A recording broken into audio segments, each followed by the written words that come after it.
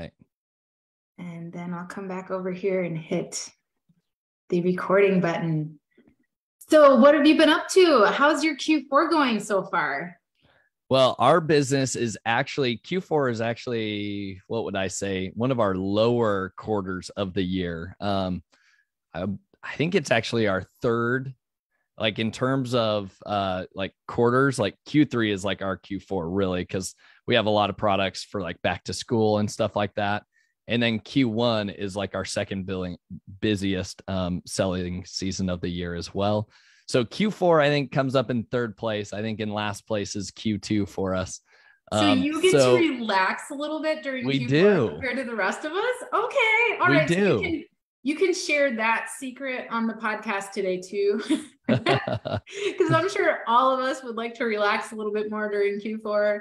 Hey, everybody on the live stream, what's going on? We're about to hit the recording button on this episode of the Seller Roundtable. I'm here with my friend Josh Hadley, and we're going to talk all about how Josh was able to start his business from really, the same way the rest of us started, from like nothing, and not only scale it to 6 figures, but then 7 figures, and now 8 figures. And we're going to talk about how he did that, because that's not an easy feat. All of us know how hard it is just even to get off the ground and running, and then nonetheless to scale all that way. So be here with us today. Join us. You can join us in the Zoom at sellerroundtable.com/live. Vlad's here hanging out as usual. Great to see you, Vlad. And we're going to hit the recording button and get started. You ready, Josh? Let's do it. Yes. Okay.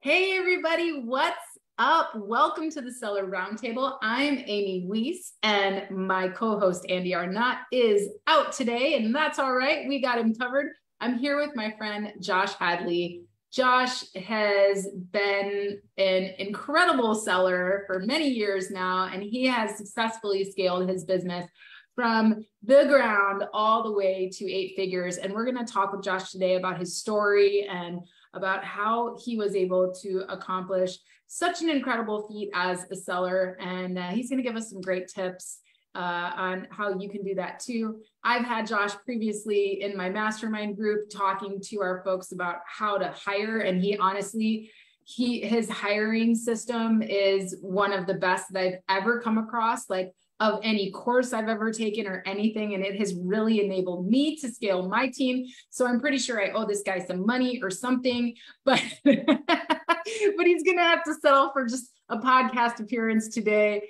Josh, how are you doing? Welcome to the Seller Roundtable. I'm doing awesome, Amy. Thanks for having me on. I'm excited to be here today. Yay! So why don't you tell everybody a little bit about you, your background, how you got into this e-commerce game?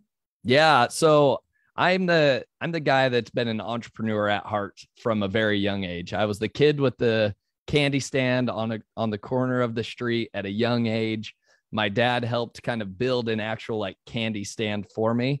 I think his only regret to this day is that he used extremely like heavy, thick wood. And so every time I wanted to go sell and put up the candy stand, I would have to get him to go set it up. And, otherwise I would be doing it myself. And so anyways, but from a young age, I was always, selling stuff on the corner of the street, thinking of ways to, just generate money. Like business has just been something that I've loved and have had a lot of fun with from a young age.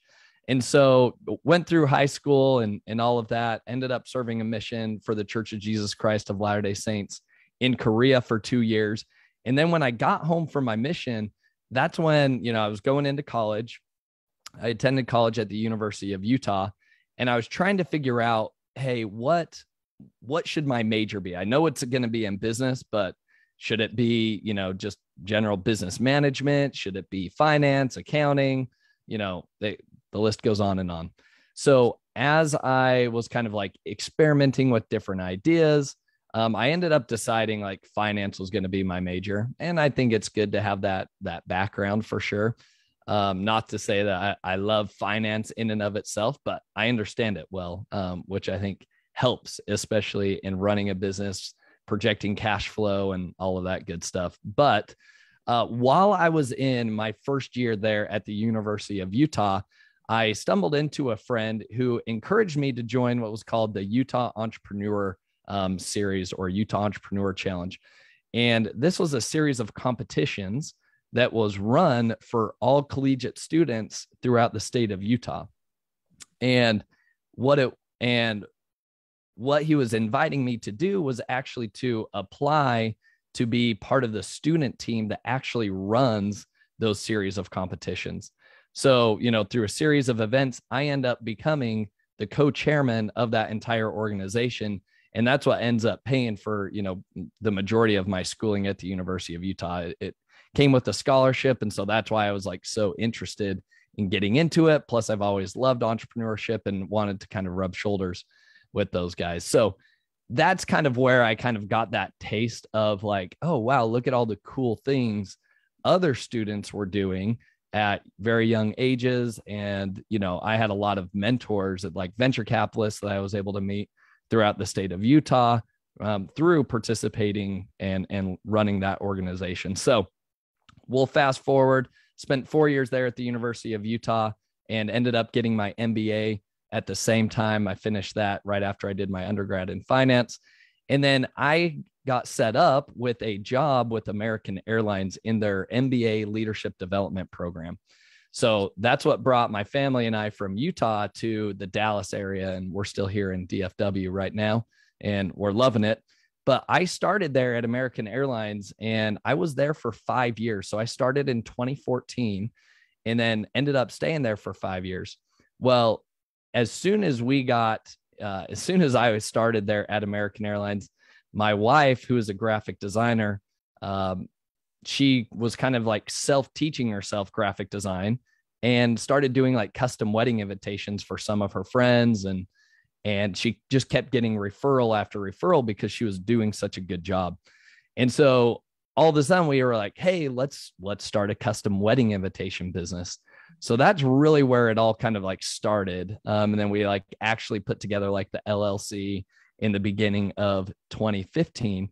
But we did that for 2 years and it was just me. Like I would come home from work at American Airlines and then it was immediately like working with my wife, trying to build up this custom wedding invitation business. And we grew it to a point where we literally could no longer scale the business unless I could, duplicate, clone my wife or go and hire other graphic designers. Much easier said than done, finding somebody that has my wife's level of talent. And that's kind of our secret sauce to our business, even to this day. So anyways, we were very successful. It was like a 6-month waiting list just to work with my wife, to have her design custom wedding invitations for clients. But again, we knew we were like, all right, this is not scalable. Like you're already working sun up to sundown. We had our first son at the time, and that brought its own, level of busyness to our lives. And so that's when we kind of like said, hey, we've got to look at other opportunities. So we stumbled upon Amazon. That was like the fall of 2016. And, everybody's like, hey, making millions on Amazon. Like, so we jumped into one of the courses. I, for the life of me, have no idea whose course it was that I went through. It wasn't ASM, but went through somebody's course, and it got me enough knowledge to where we tested out. Recipe cards was our first product that we launched, and we tested it out and they sold out really quick. And now that I look back, like that was actually a very saturated and competitive market. So we didn't really go into that further, but it got our feet wet. And I was like, wow, if recipe cards can do well, like there's endless possibilities for us. So fast forward from, fall of 2016 to today, we now have over 1,300 SKUs live on Amazon. We just crossed that 8-figure mark for the brand, and it's been a lot more scalable compared to the wedding invitation business. But there is our kind of journey in a nutshell, and I'm sure there's lots to unpack with inside of that. Wow. I've heard your journey before, but every time I hear it, I pick out different pieces that I think are really important for people to pay attention to. first of all, something that you talked about is how your wife, she was designing these wedding invitations and she was kind of dabbling in graphic design, and clearly she liked it and she had a talent for it, but she just started. Yep. And, so many people, they're interested in something like graphic design or some kind of service, and they're so afraid to start because they don't feel like, oh, I don't have it perfected yet. And, progress over perfection every time. And you guys are a perfect example of that. Here she started dabbling, and before she knew it, she had a waiting list of people, and then, that's huge. So, I mean, the fact that she was willing to just try and put herself out there, even though she wasn't a professional graphic designer yet, like it doesn't matter. Like, what makes a professional graphic designer? Obviously, having demand for these wedding invitations, that's something, right? Yeah. So I love that you guys just started. And then you talked about on Amazon, you applied that principle again. You just started. Yep. You did these recipe cards. Now, looking back with all the knowledge you have right now, you're like, this wasn't our best opportunity. Like, now we know how to even better look at an opportunity, but you created some recipe cards and you sold out. Yep. Bottom line, you started. You weren't afraid to just start, just try and figure it out later, right? And so how much would you say of, your success is the ability to just start? Yeah, I mean, I think I would attribute all of it to just starting, right? I think going back to even when I was in college, right? And I was looking for this scholarship, right? Like, the only reason I got that scholarship ended up becoming co-chair, which ended up being like one of the most pivotal, kind of tipping points in my life, where it's like, wow, I got this scholarship. Now I'm rubbing shoulders with very successful entrepreneurs throughout the state of Utah. Like, that wouldn't have happened had I not just put myself out there. What's the famous quote? You miss 100% of the shots that you don't take, right? And so my wife, and her background, she graduated from the University of Utah as well, but in early childhood education.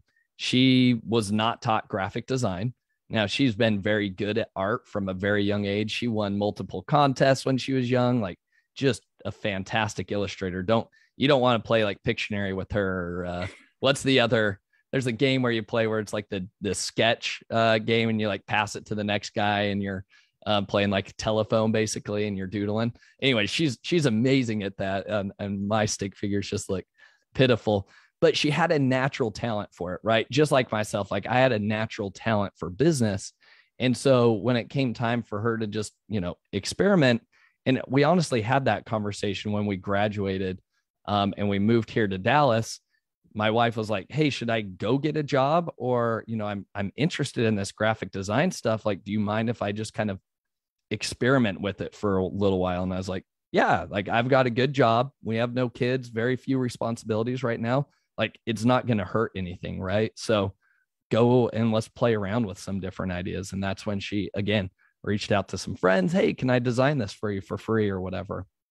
And then it just kind of snowballed from there. But again, you got to step up to the plate and you've got to take some swings. And we have plenty of other, mistakes that we've made in our own business where I have stepped up to the plate and I've struck out a few times. But at the end of the day, like, it's like a fisherman too. I mean, so many analogies we could come into: baseball, sports, fishing, but you've got to put your pole in the water, right? And you've got to just cast out multiple lines and see which bait is going to work, right? And just test. And then when you find something that's working, then you double down on it. And you're like, all right, I'm getting some traction here. Let's keep going in this area. So 100% like goes down to like just putting yourself out there. Yeah. And the other thing about your story that was really that I've seen in parallel to the most successful entrepreneurs is doing what you love. So you mentioned that your wife, she didn't even have a degree in this graphic design. Like, she didn't even go to school for that. She just liked it. And she had kind of a natural talent. Natural talent is huge, right? So following that passion and all of that. And what I've seen, especially in e-commerce, when people start brands around things that they're good at, around things that they understand, it gives them this uncanny ability to connect with the customer and to just do better, go faster. And it's like, it creates this like electric connection that is almost seamless. And so, what about that? As far as, some different gurus are different about this, right? They're like, I don't care, just got to make money, right? Some people are of that opinion of, money first, just pick something that makes money. And other people are of the opinion of, if you don't like it and you know nothing about it, you're not going to be good at selling it. So where do you lie on that spectrum of, should you do something that you're more familiar with, that you love, or should you just let the data and the money lead the way? Yeah, I think that's a great question. I think I sit kind of right in the middle of all of that, to be honest with you. For myself, would I have ever envisioned, starting a wedding invitation business? Am I passionate about weddings? No, like I'm not. And I would argue my wife is not overly like vested in other people's weddings, right? Either. And so, but it just kind of like stumbled into like, hey, here's an opportunity and there's room, there's a large market for it, right? I think like finding a market is extremely, extremely important. So I liken this to, I love hockey. I'm a big hockey fan. I play hockey. And I've looked at like, hey, what's the hockey opportunity, like different hockey products and stuff on Amazon.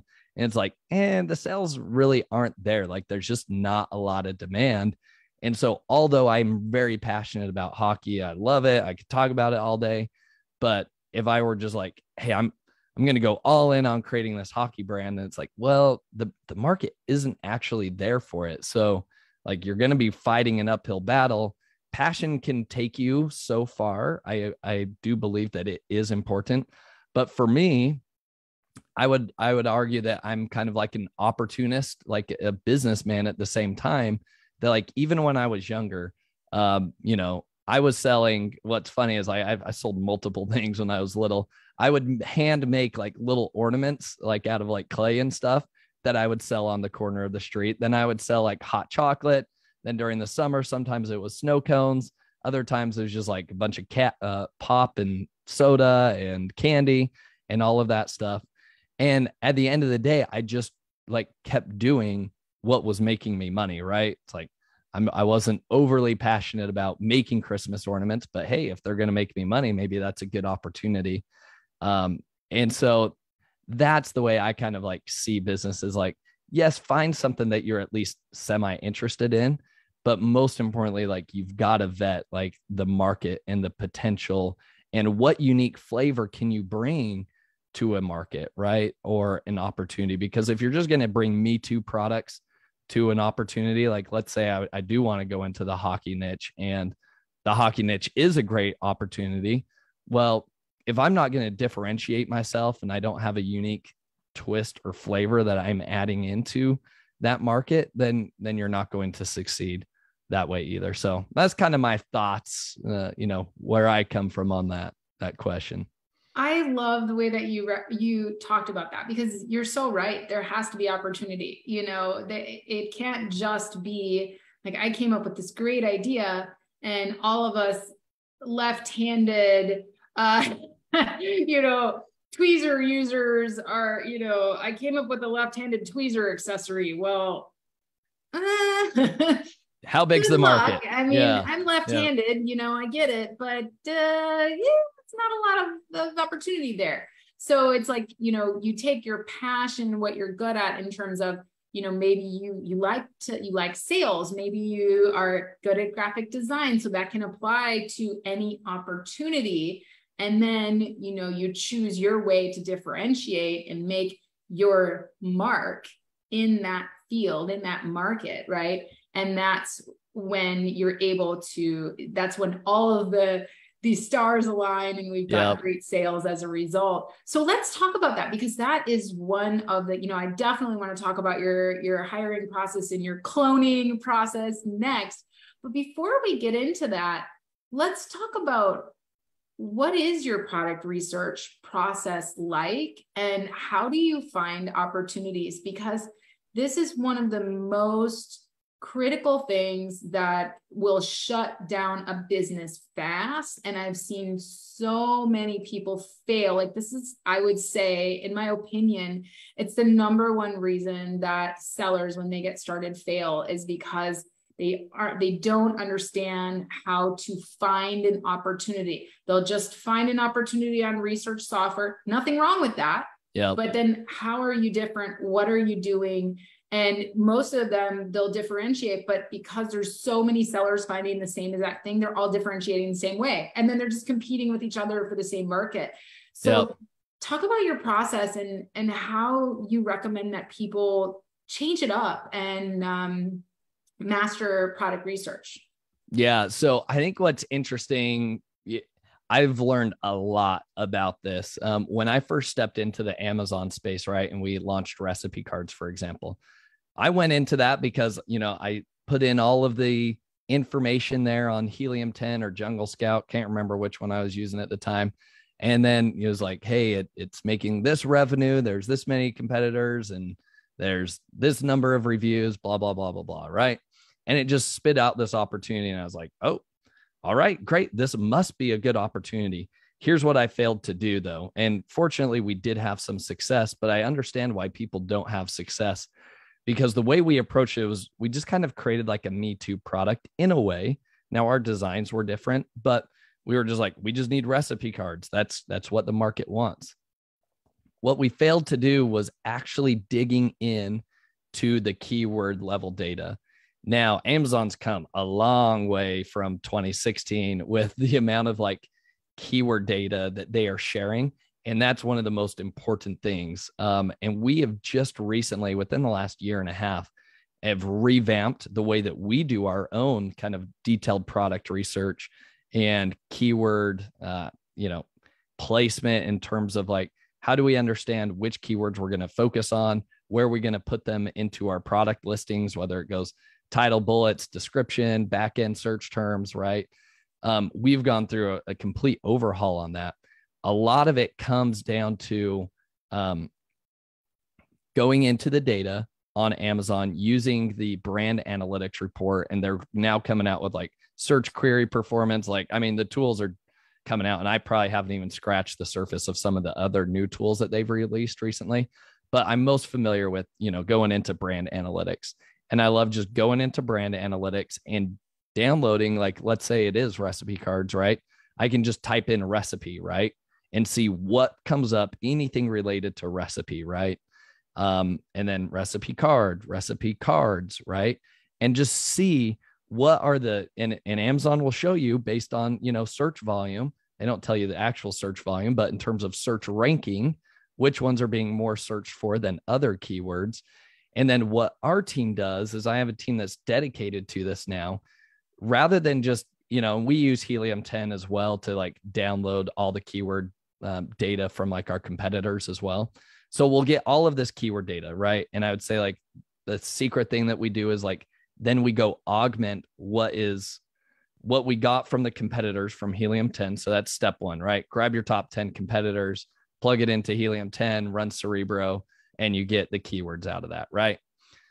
That I think everybody knows. And that's like, everybody's been talking about that. One thing that we do that I don't think many people do is take the extra step to then go and take some of those keywords or those phrases, plug them into brand analytics and see what keywords are actually being searched for, but none of the competitors are actually being ranked for, right? That's kind of like our secret that we've been able to find, is like, just go straight to Amazon and say, hey, what other keywords are people searching for? Helium 10's not finding them, which means people aren't indexed or being ranked for these particular keywords.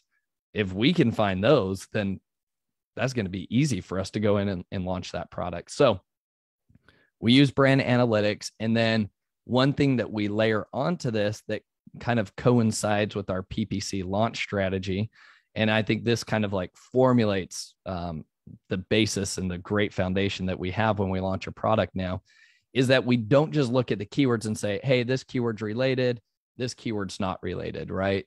I think that's typically what most people do. It's like, yep, these are the keywords that are related to my product. These ones are not. What we do is we actually have 4 different buckets of keywords that we categorize things. We have shop keywords. Okay. These are going to be like your hyper relevant keywords that you want to be ranking on Amazon, right? So typically your longer tail keywords, but there can be some, shorter tail keywords that are hyper relevant. Basically, and recipe cards is a good example where it's like, all right, just search for recipe cards. Yeah, that's hyper relevant. People are looking for recipe cards, right? Our criteria for like a shop keyword is like you search it, and definitely like 75% or more of the listings on page 1 are your competitors, right? Yeah. So that to me tells me, okay, this is a shop keyword, hyper relevant. This is the type of product people are looking for.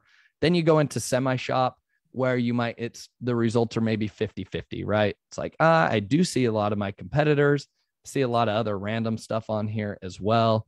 That could be like, for the recipe cards example, that could be like a recipe book, let's say, right? Somebody searches for recipe book. You find a lot of recipe books on there, but then you find out 50% of those listings are also just recipe cards, right? So now I bucket that into like, all right, it's a semi-shop keyword. Like there's a lot of search volume there. Then you go into like browse specific is the next kind of keyword attribute or bucket that we have. And then this would be something like, I don't know, like housewarming gifts or, cheap housewarming gifts or something like that. If we see at least about 25% of the listings on page 1 being our competitors, but we also know like, yeah, this isn't like super relevant, like housewarming gifts, then that's where we would say, okay, this is browse specific. It is specific. People are searching for, these gifts, and many of our competitors or some of them are showing up. It is relevant. And then you've got browse, where browse is like, hey, I would love to get ranked for, let's just say, Christmas gift ideas, right? And Christmas gift ideas, I doubt any recipe cards are ranking for Christmas gift ideas. But if there were 1 or 2, maybe 3 competitors that are, then I'm like, okay, there's a chance, right? So you're saying there's a chance. There's a chance, but don't bank on it, right? Like this is great. And typically those are high volume keywords, but now we've got 4 different categories of keywords. So when I make a decision about the product that I'm going to go into, I'm primarily looking at how many shop keywords do I have and what's the average brand analytics ranking for those shop keywords, and then semi-shop.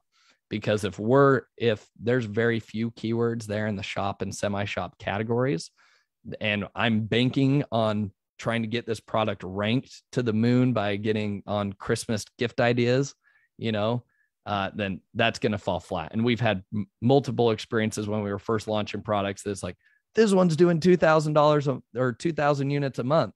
Come to find out, the reason why they're doing 2,000 units a month and everybody else is doing 10 sales a month is because they just randomly got ranked really well for a super broad keyword.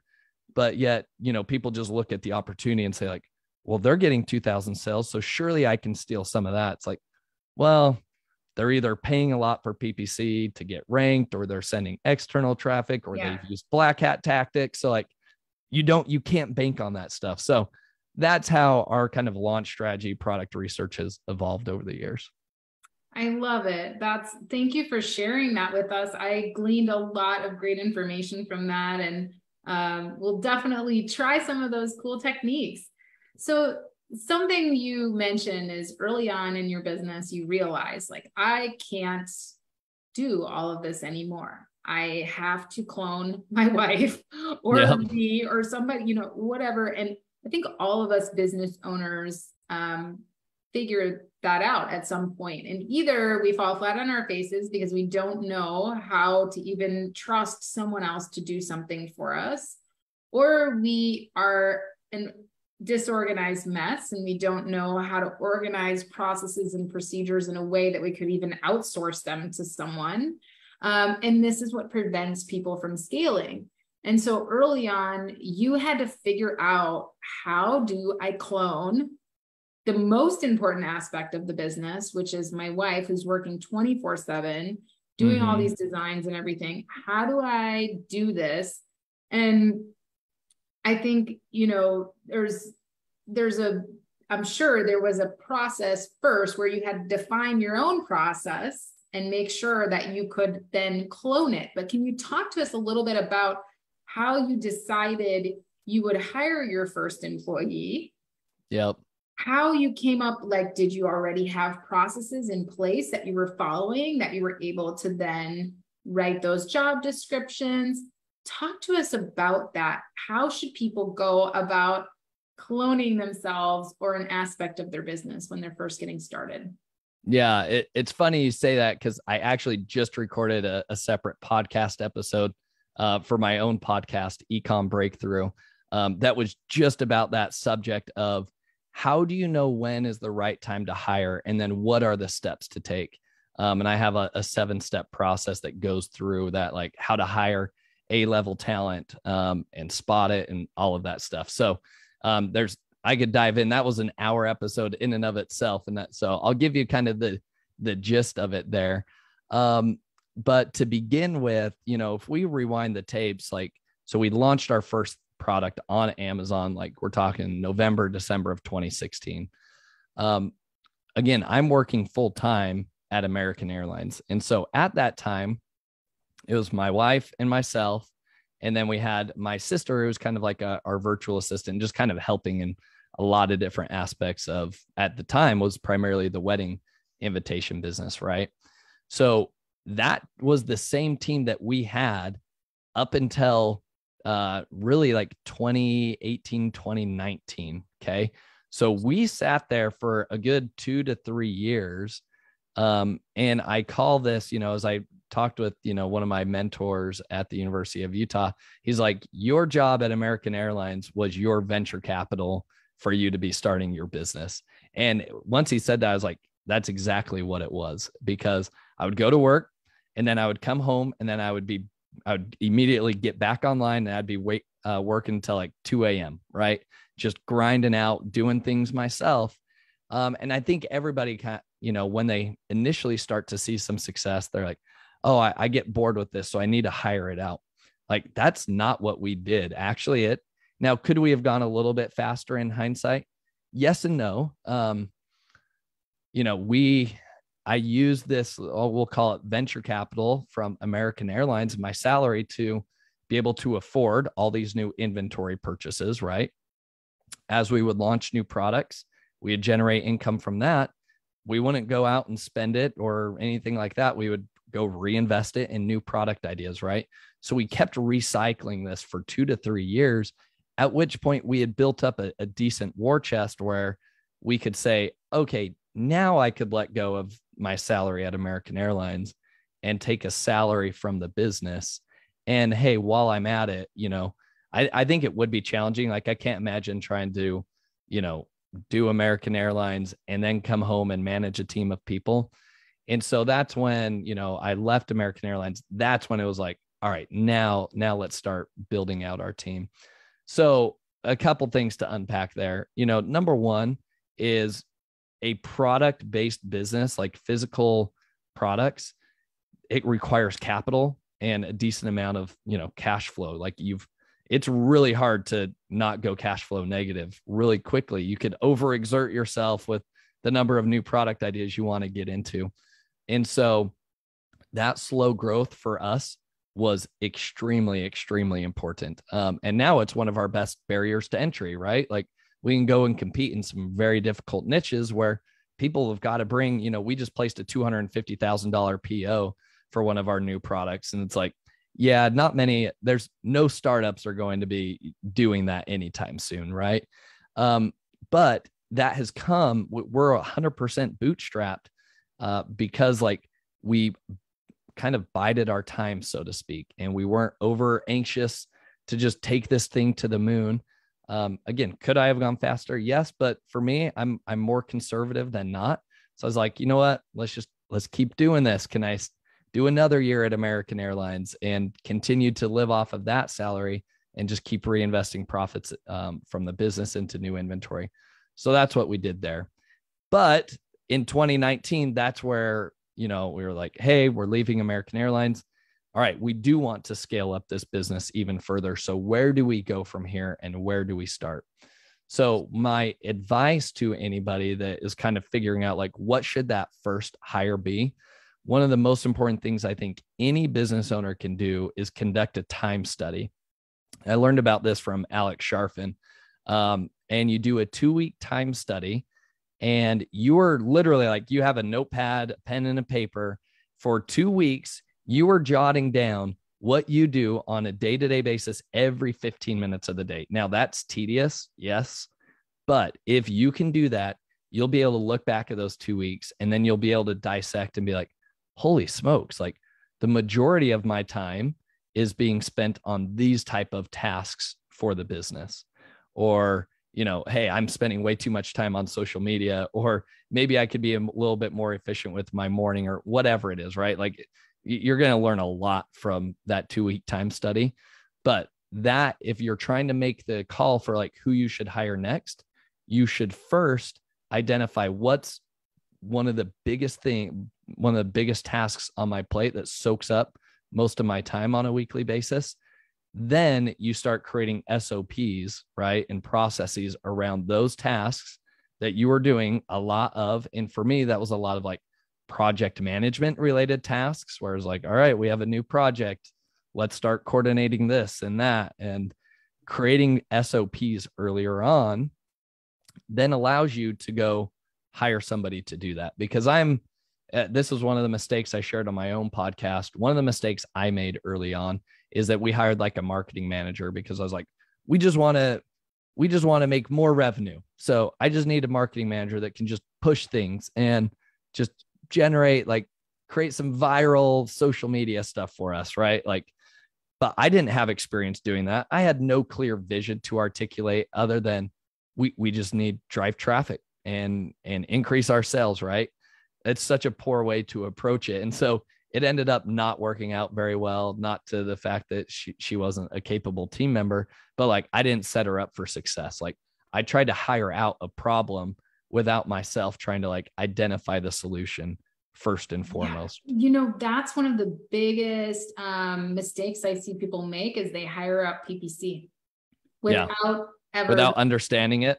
Yep. Without learning it, without understanding it, they just hire it out. And then when you don't know how to audit or communicate your requirements as a business owner to somebody doing your PPC, you are bound for disappointment. And so are they. Like you were saying, it's not that this marketing person was incapable. It's not that the person that you hired to do your PPC is incapable. It's that you have no idea what to expect. You have no idea how to audit them, and you're not communicating your needs because you have no idea what they are. 100% agree. Essentially, you're just wasting your money. And I love and it's not bad to outsource your PPC, but do you actually understand? Have you taken some CMO time? Do you know what your marketing goals are? Have you planned for that big sale that you're about to launch with your inventory management, right? Like all of these things that need to be processes for your business that you talked about, like you're not thinking through any of that. So start with your processes, learn the basics, learn what your expectations and your metrics are. Then you can hold somebody else to that same standard. But when you don't have standards in the beginning, you don't really know. And it doesn't mean you have to become a PPC expert, but you should at least know the basics. And then the second thing you said about time study, that has essentially for me been the most powerful thing that I can do. And I do time studies now on a regular basis. So first, I started out doing a time study, and how I do mine is on a Google Sheet. So I put a Google Sheet out there, and I just do a week at a time, because I do more than most people do in a week. I'm a little bit crazy. I'm very organized, which means that I can get a lot of work done. So that's fine. So I do it for a week. 2 weeks is good too, but I just put my Google Sheet out there. And what I do is I have the day of the week and then the date. And then I've got like the time that I started that task, the name for the task. So checking email. Yep. A little bit of a description of, I'm just going through my normal email flow, or maybe I'm responding to an important email that I have, whatever, but I'll put like a little description next to the task so I have some context. And then this is what's most important about my time tracking thing and why I would have a hard time with a notebook. I then put a column in there and I say, who is the primary who for this task? So am I doing something that my business partner is supposed to be doing right now? Or is this normally my job? Like, is this normally that I'm supposed to be doing? So that's important to note. And then the next thing that I put down is this task outsourceable? So can I outsource this task? Like checking my email and responding to a supplier, whatever, right? Can I outsource that? Yes, I can. I'll either put yes, no, or maybe. And then my last column is to who? Who is it outsourceable to? Is this an administrative assistant? Is it, is it a marketing person? Is it a PPC person? Is it whoever? And you don't have to know the exact title of the job, but just giving yourself an idea. And so now I have a list of tasks and their description and my average time spent doing it, whether or not it was my job, whether it's outsourceable, and to who. And if I sort by the average time spent in that spreadsheet at the end of the week in doing something, and then I sort again by to who, I now see, oh my gosh, I need a social media manager. Yeah, I like oh my that. gosh, I need an administrative assistant. Like this is, clear to me that and then the other key thing that I have in that document is their job description. Yeah. Yep. I now have all the tasks that I've just written down for them to be able to do. And so it very easily allows me to take that and go, okay, I've got it. And the other thing that a lot of different hiring experts teach is to look at those tasks. There might be stuff that's outsourceable, but you really like doing it and it brings you joy. So you don't necessarily, even if you do spend a lot of time on it, if it brings you joy and you really enjoy it, well, then don't outsource it yet. Go to those things that you like least. So if you've got top 3 positions that you could hire right now based on your time analysis, pick the one that basically you're like, yes, I need this off my plate. And I am so motivated to get the SOPs done and the trial tasks and all of that. Like, for me, like that'll make me stop everything. Like, I'm just like, yep, I'm good. I'm going to make this job description today. I'm going to make sure I got SOPs tomorrow. I got interview questions lined up. I got the trial task lined up. I'm ready to go. Oh, 100%. So, I love that. I love that. I love your approach to that. I think that's so important. Like, wicked smart hacks there. I'm going to implement some of those things myself. Yeah, for sure. So yeah, thank you for sharing that. I think that that's so important. The other thing that you said that I think people should really pay attention to is that you didn't just start outsourcing the minute you were still working for American Airlines, because you coming home from work and then trying to manage a team, or like trying to even be at work and having like a VA messaging you or something, like that would be hard. And I love how you really focused on, reinvesting into the business and growing this little egg that you have. It's like a savings nest egg, right? You're growing this little thing. You're making the mistakes while you still have a job to back you up, right? Yep. You're getting those processes down. So I thought that was very powerful. And definitely folks need to visit your podcast, Ecomm Breakthrough. And we're going to talk about that in a sec here, how they can get in touch with you. They need to visit that so that they can get all of your hiring tips, because they're so good. So just a couple more questions for you. Yeah. What would you say, what would be your piece of advice to someone getting started, thinking about starting an e-commerce / Amazon? I hate calling it Amazon business, but what's your advice to someone today thinking about getting started selling online? Yeah, I think one of the most important things that you have to do is approach it from the mindset of that you are creating a brand, right? I think long gone are the days of just like, hey, I need to just go find a product that I'm going to bring to market. I think today, and even if you want to remain relevant and successful on Amazon or any other e-commerce channel for that aspect, moving forward into the future, it's all about brand. And we talked a little bit about that when it came to, product ideas. I think you go back and you watch some of those old how to sell on Amazon courses, and it's like, all you need to do is go find, hey, wooden spatulas are selling like crazy. Then go to Alibaba and look for a similar wooden spatula and then tell them to print your logo on it and ship it to Amazon. Like, that is so bad. Like that it's like embarrassing to like think about now, right?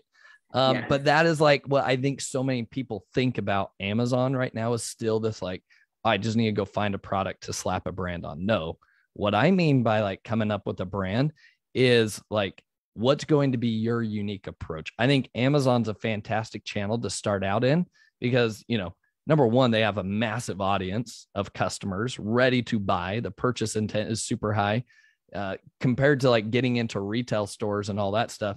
You don't have to pay slotting fees. You don't have to upfront all of this inventory and like all of that garbage and spend years just negotiating and trying to sell your way into retail. Like Amazon's like broken down like so many barriers into retail that I love it. But what you can do is like, you could just order 20 units of a product and just test it out. Right. And if it sells out in day one, you're like, all right, I'm on to something. Let's continue down this pipeline.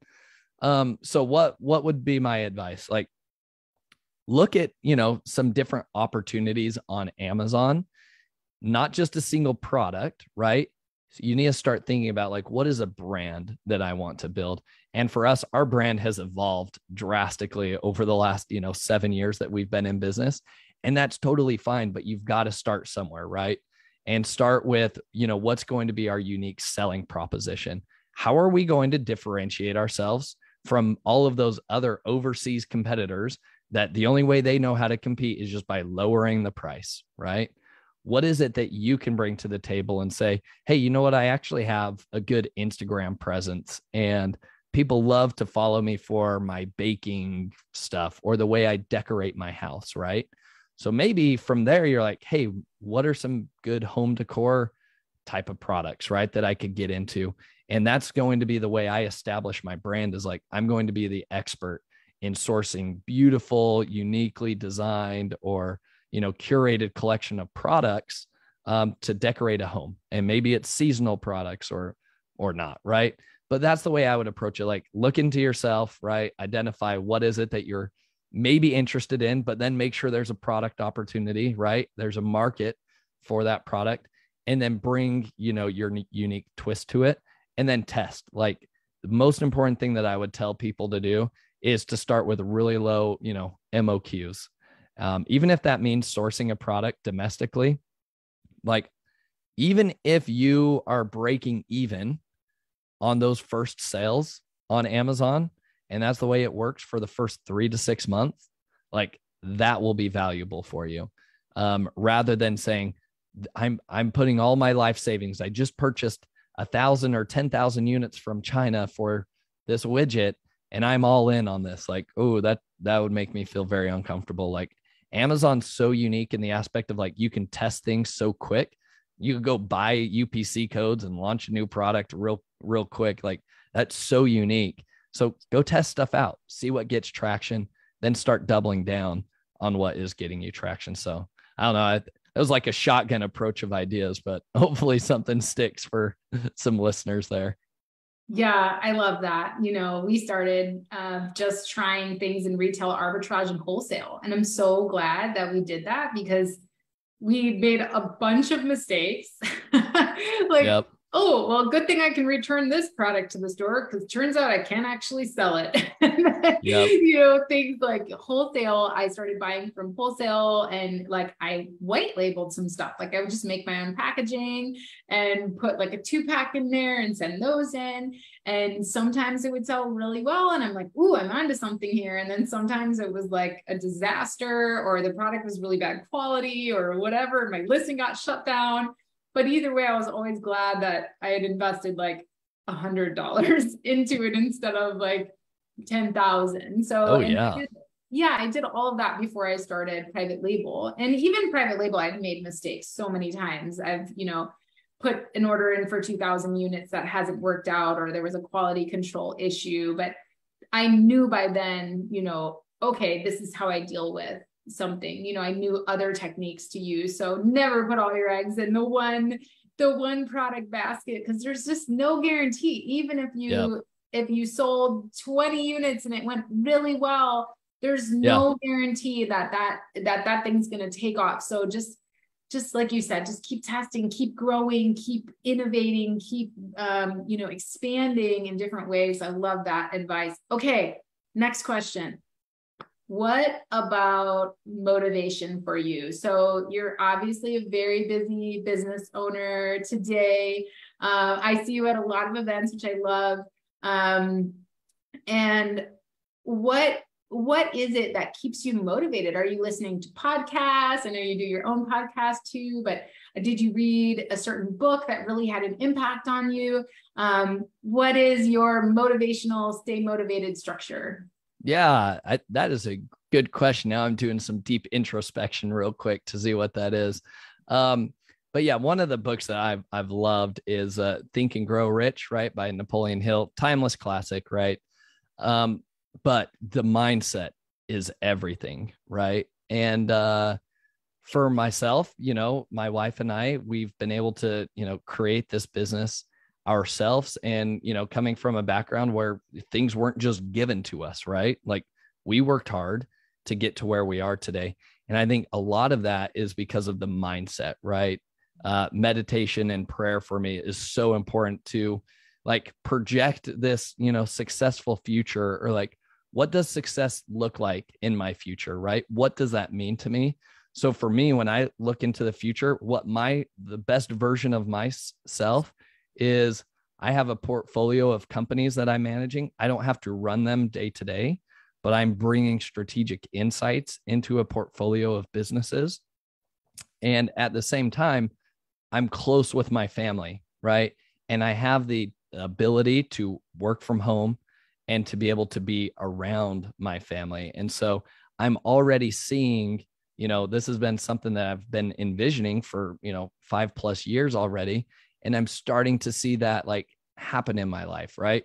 We do work from home right now. I coach my son's hockey team, his baseball team, and his basketball team, right? Like I'm always surrounded by my kids and what they're doing, because at the end of the day, like life's so short that like I could have $100 million business. I would trade that in for relationships with my family and children and watching them grow, and creating experiences with them. So to me, that's my motivation. I see in the future, like, all right, I'm this business guy that has a holding company of a portfolio of businesses. What do I need to do to get to that point?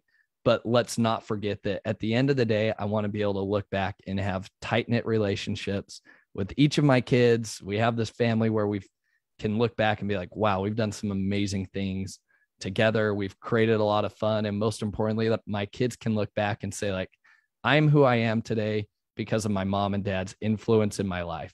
We didn't go to daycare after school. We didn't my parents shaped who I am, not society. And so for me, that's the way I approach life.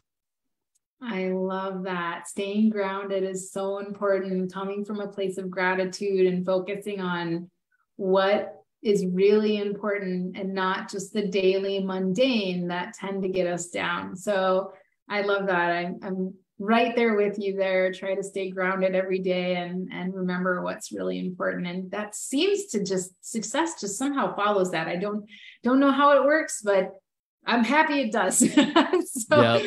And there's other one little hack that I've loved, and it's like kind of sounds a little morbid in a way, but like start writing your own eulogy for yourself, right? Like think about your funeral.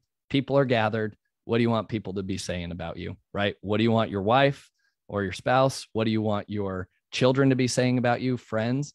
And then start backtracking, right?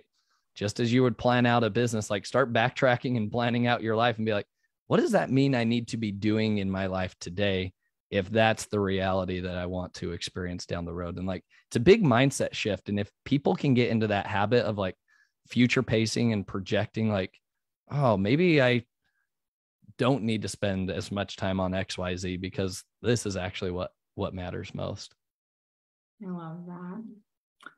All right. Last thing is we have to tell people how they can learn more from you, connect with you. What's the best way for people to connect with you? Yeah, so I just started a new podcast. This came out earlier in October of 2022, and it's called Ecomm Breakthrough. So it's Ecomm with two M's, and it's available on all the normal podcast channels, but also have a website, ecommbreakthrough.com, that people can visit, and you can also email me at josh@ecommbreakthrough.com. And then each month, what I do is I give away it's a strategic audit session where I do like a comprehensive like business audit with your strategy and like where you're going, what your plans are. It's worth $10,000, and I give away one every single month, complimentary at no cost. And all people need to do is just reach out to me at josh@ecommbreakthrough.com. And then they just need to, in the subject line, say, strategy audit, and then tell me why I should pick them to be entered to win that. And so that's just my way of like, I want to give back to the e-commerce world, because I feel like I am who I am today because of the other great people that I've been able to learn from, other mentors in my life, and would love to, kind of repay that to other people, and would love to see them succeed as well. Amazing. So we'll have all those links to everything for Ecomm Breakthrough and Josh's email and everything for that strategy audit in the show notes. And thank you guys so much for being here and listening. Please rate, review, subscribe. We appreciate all of you. And thank you so much, Josh, for being here with us today and just sharing your story and, so much about your processes and everything. We'll have to have you on again just to talk about hiring. I love it. Would be happy to do so, but it's been fun having this conversation with you, Amy. All right. Thanks, everybody. We'll see you next time.